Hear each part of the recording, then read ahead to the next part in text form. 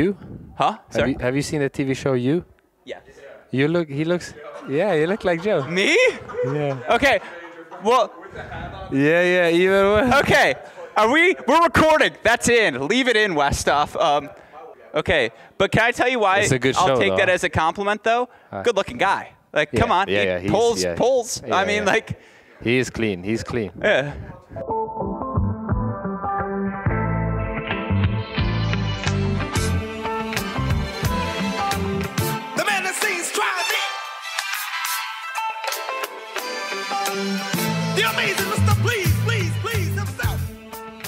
Welcome back, Cracks fans. We are live at the Phoenix Challenger, and I am sitting down for the first time with a man who recently reached a new career high in the ATP singles rankings. Welcome onto our show, the world number 57, Mikael Ymer. Michael, thank you for taking the time to chat with us today. Obviously coming off of a straight set victory over Radu Elbot. How do you think you performed today?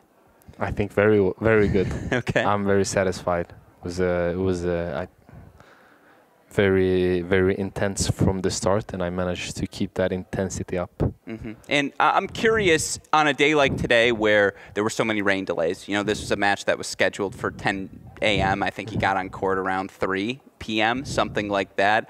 How do you go about maintaining your focus throughout the course of the day? And, you know, how was your level? Like, is it possible to play your best tennis on a day like today? Yes, I think for sure. In this sport, for me, I try to go on about it in a way where I control what I can control, and then off of that, yeah, not to repeat myself, control what you can control. I cannot control the weather, but I can control how I'm still doing my preparation, where I decide to spend my mental energy, and I managed to save on it and bring it out for the match today, even though it was a couple of hours delay. Yeah, no, the energy was phenomenal. And, you know, you talk about doing the best you can do, controlling what you can control. I was fortunate enough to be on the broadcast for your match in Marseille against Hubie Hurkacz, which was a really fun one for me to call for what it's worth. And thank you. Again, not to bring up a sore spot, because obviously I know you fell just short in that one. Yet, watching that match, it felt like that match was played on your terms, that everything they were doing, you know, the extended rallies, that your ability to find Hubie's forehand whenever you needed to find it, we can just speak bluntly here now. Yes. It felt like you were able to do all of those things. And looking at the statistics, you know, I think you've made 6 quarterfinals, 7 pro-level quarterfinals in the past year, something like that. Again, the new career high ranking of number 57. I don't want to say what's clicked, because I don't think it, because obviously you've had success at every stage of your career, but what do you think, and do you feel as if you have taken another leap forward over the past year or so, because your results would seem to indicate that you have? Thank you. Sure. And yes, I think I have put in, with the help of my coach in Sweden, which his name is Daniel. Okay. He's really helped me with the philosophy of how I go on about the game, and helping me to see the game in a way that I did not see it before, which I think is needed at this level, especially where, you know, I'm striving to go for. So I think a little bit to go for the next one is a little bit that belief, and I'm just super patient. That it will take some time. I think that was, you know, that, like you said, it burns, but you just know that if you manage to keep that intensity and that level up, it will be one of those days where you get that W against, you know, Hubie or whoever it is, and then life can change very quick in this sport. So this is my goal now: try to improve every day, try to stay patient, and trust God's plan for me. Sure. And so this is what we're working on. No, I love to hear that, and I apologize. I'm going to curse because it's the only way. It's the best adjective I can find to describe your game. You're fast as fuck. Yeah. Like, there's no denying that. Yeah. There is not a ball on a tennis court that you can't track down. And I'm curious for you, again, that underlying athleticism. how do you fight that instinct to be like, you know what, this is a point where I need to grind, versus to again point to that Hubie match, you played aggressive. Like, you were looking to attack his forehand. I watched you hit more volleys in that match than maybe you hit the entire September through November of last season. I'm curious how you balance those two things. No, it's turning out to be a really interesting interesting talk, and I can tell pretty quickly that you have a very good tennis eye, and it's not necessarily because I wouldn't say you're giving me compliments, but you're pointing out things that are very accurate and what we are working on. So credit to you for that. Thank you. And yes, like you said, it's a little bit against my human nature, because I grew up with running 5 meters behind the baseline, just tracking my brother's ball. You can tell, by the way, that Elias, am I saying it correct? I apologize. He would slam forehands, and you were just like, I'm going to track this one down. I'm going to track this one down. It really was, because I was tiny. And I didn't have any. I was doing a lot of running, you know, off court too with my dad, but I wasn't necessarily building up. I was a pretty slim, is it called slim? Yeah. Like a slim kid all the way until I moved up to Stockholm. So it was tough for me to gain power, and it was a fast carpet. So when you've done it for so many years, it becomes your subconscious. Sure.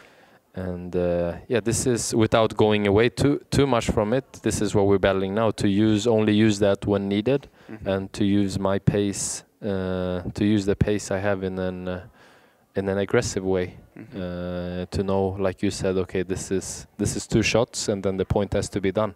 Because if you don't do it at this level, there will be, it's like the war of the jungle. There will be someone else to do it for you.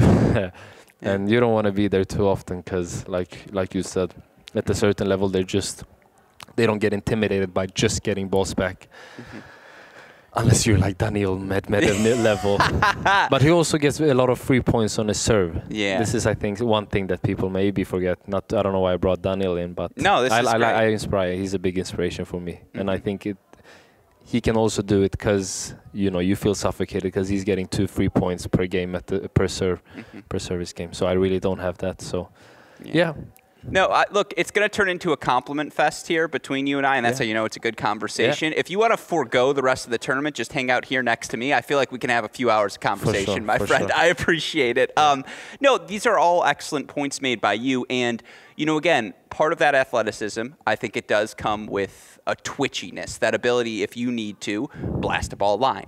I know you love to hit the drop shot. I was watching you warm up with Richard today. You hit a little forehand drop shot, which, by the way, was gorgeous. And I saw the smile on your face like, all right, I might be using that a little bit later as well. And yet, as you transition, you mentioned it, Daniil has that ability to make life easy for himself. He's got the physicality, but the serve is how he makes life easy. And when I watch a top 20, top 15, top 10 player, they have that ability to make their life easy. For sure. I say this lovingly. Here we go, a non-compliment. You don't like to make your life easy on the tennis court. You like to make it a little bit more complicated.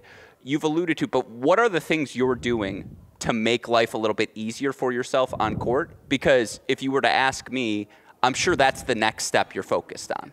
Yes, for sure. I think, and this is where me and Danny work a lot on finding combinations. Sure. You know, this is your coach, not Daniil Medvedev, correct? No, exactly, yeah, just to clarify. For sure, yeah, Daniel. Where we work on different combinations, where I know, okay, if I play the shot here, it's likelihood that it will come here, and then boom. So it's like between 3 to 2 shots, different combinations.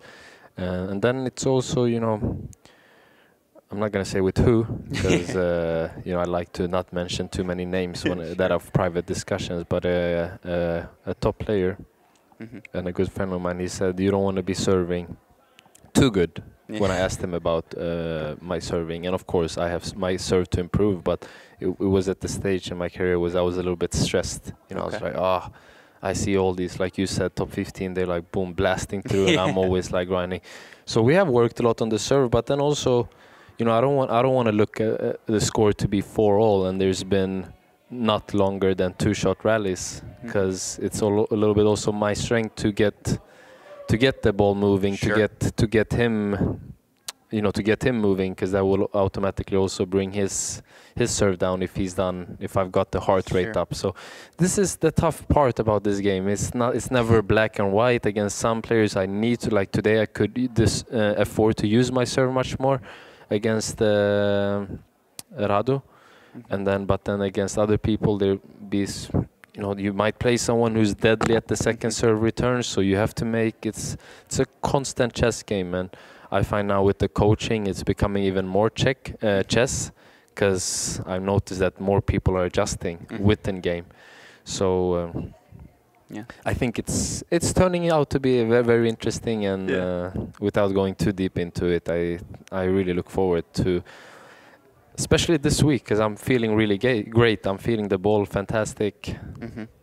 I really like it, so I really think I can do good things this week. Yeah, and to that end, I know you got to go. So last few questions for you here. You talk about this week specifically. Yeah. I'm curious, A, why you made that decision between Miami, Indian Wells to come here to Phoenix, play this Challenger event, and B, what you think of this 175 field, what you think of this Phoenix Country Club as well. Oh, it's a fantastic club, I have to say. You can see it's very prestigious. Yeah. Need to have money to be here. I think it's safe to say you need to have some serious bucks. Yeah, sure. But it's very fresh, it's very clean, and I came because I feel where I am at now. I want to play matches. I've had a long preseason of training, and just saw it as a really good opportunity. Now it's the last push of the hardcourt swing. So we said, for me, it was a no-brainer. Instead of training, what is it, like 9 days? Yeah, because I lost pretty early. It's training 10 days. That's almost like a small block. Yeah, just like we have to play. So yeah, you also have to love the guy who beat you in the first round of Indian Wells had to play qualifying here at this Challenger this week in Rinky Hijikata. Had to come through 2 rounds of qualifying. I think he was a lucky loser into the main draw, which just speaks to how Did he beat Struff? He lost I think he lost that match. He won, but he won today? Yeah, well, I think he lost in the third to Jung. I got to check that out. It's a good question to ask. But he was tricky. He was a really, I hadn't heard too much. Yeah. But I was really, really impressed. And that's a little bit what I said regarding like tactics, because I was watching a little bit. We had breaks with the system wasn't working. Yeah. So I had time to watch, and I didn't see that he was playing exactly like. So it's like we were talking about that people are changing, becoming more tactical. So I was really impressed. Yeah. He did me good. Well, to that end, and I promise, last 2 questions here, one tennis, one fun. I'm old enough to remember 2015 Junior Wimbledon final. It was a young man by the name, I called him Mikael at the time, but it was Mikael Ymer, who took on Riley Opelka in the Junior Wimbledon final. And now, that same year, Taylor won the Junior U.S. Open. Tommy wins the Junior French Open. These are your peers who you see now going off to the top 20. I'm curious if you notice that, and if that, A, gives you confidence, if it gives you any sort of reaction to say, okay, like, it's my age group's time to shine. Do you feel that at all right now on tour? No, because I say that because I know it's very, very different from how it was back in the day. Because like we were talking about, at that time I could get away with a lot of things that I definitely cannot. So for me now, I'm focusing all on breaking, I don't want to say breaking, but breaking new grounds in forms of doing things that are outside my comfort box. So, but definitely like when I played Tom in Stockholm and these things start to work well, and I play a fantastic match and doing it the correct way, that for sure gives me confidence. But also at the same time sometimes scary, because it takes so much mental energy to do it. So sometimes I will question like, I gotta go out and do this again, like keep the same intensity, the same awareness. So, and I think this is what the top players do well. Like you look at Stefanos, Daniil, Novak, like when they're on the court, looks like it's a straight out mission every time. Yeah, sure. So and to finish it off, because you got me talking a lot. I appreciate it, please. This is what I noticed is that even though if you yourself have to bring out a good level, it's the same for them. Like even though they're top 10, when they play someone, let's say who's 50, 60, they're very focused from start. They can't go in and do like, a 65 or a 75% performance and like just feel it. They have to like, and I think you can see it clearly that they're very, very dialed in from the very, very start. And that's what you realize. Yeah, that's the difference. So it's the same in one way for everyone. They have to do it, and we have to do it. And that helped me a lot, seeing it that way. And like, okay, it's not all sunshine because you're top 10 and have a higher level, because they still got to bring that high level to be able to take us out. Sure. No, absolutely. It's fascinating to hear you talk about that. And I will say one other thing that fascinates you about me, and this will be my final question for you, although I'm reserving the right to do this again sometime in the future. Maybe after you win Slam 1. We'll lock in that date now. Yeah, for sure. And I enjoy it. It became more like a small mini podcast rather than a press conference, but it's fine. That was the goal. I should have warned you in advance. That was my hope. But but it's fine. It's fine. I appreciate that. My last question for you here. You are a middle child, correct? You have one older brother, one younger brother. Yes. I'm a middle child. Yes, I am also a middle child, for what it's worth. I have an older brother and a younger brother as well. So not just, again, middle child, 3 brothers. I understand we have to work the hardest. No one's going to watch us. We just kind of do our own things, navigate our own paths. I also know that in every 3-brother family, the youngest brother is always the most talented. And I'm just curious, because I haven't gotten to watch your youngest brother play much at all, and I love watching how much the 3 of you guys try to travel with one another whenever possible. Yeah. Talk to me about what it means to have them on the road. Talk to me about Rafa as well. He's the best, isn't he? Yes, he has very, very high potential. And actually, I bring him of course, he has his own career, but he had some knee problems last year. He just got back. But whenever he can or whenever he feels, I bring him along. Yeah. Because he has a really, really good tennis eye. Really. And he says a lot of good things. He was next to my coach Daniel at Stockholm Open. It was so fun because they were working fantastic together. And even Daniel said after the tournament, like, he was impressed with how rough he was. So, it's tough for him because we're always on the road. It would have been a little bit easier, I think, if we were stationary a little bit more with him to practice. So he has to do a lot by himself. But fantastic tennis brain, and whatever I can do to help him in the future, I will be there as a brother. It is very fun to watch because it feels like whenever your brothers say something to you when you're out on court, like if Daniil says something to you, you're just like, whatever. But if one of them says something, you can see like it register. You're like, all right, maybe I should take this a little bit more closely to heart. Is that fair? I didn't understand the question. Oh, I guess just the way when a brother tells you something, it carries a little more weight, right? Like I feel like whenever your youngest brother gives you some sort of piece of advice on the court, I will see you respond to it, if that makes sense. Versus like, again, I'm sure your coach is always talking to you, but when a family member says it, again, they know how to cut deepest, right? They know how to make sure you're listening to what they're saying. Yes, I agree. And in principle, but I also think that younger brother, it's different. In general with families, sometimes I think you have to check the ego sometimes. Yeah, very true. That it can be an ego trip in forms of, he's my brother. No. I'm gonna listen to them, but because sometimes I was having this discussion with my older brother. I was like, hey, if I said the same thing to you that Tony Nadal would say, would you really take it in this? And that goes both ways. Sure. Would we really?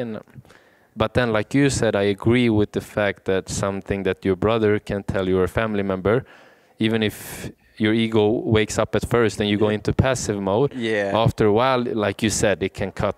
It can like sit with you, for them when you've calmed down. Yeah, absolutely. So I appreciate you have a point there, and as do you. It's the best of both worlds. That's what you get with your coaching situation. Yes. Well, again, Mikael, really appreciate you taking the time to chat. Again, I've been fortunate enough to watch from your junior career to your ascent now on the pro tour, and the way you carry yourself out on court, the way you compete match in, match out. It's always a joy to watch. So congratulations to you on the victory, and good luck not just here in Phoenix, but obviously through the rest of your 2023 season. Thank you, brother. Appreciate it. Of course. Take care. You too.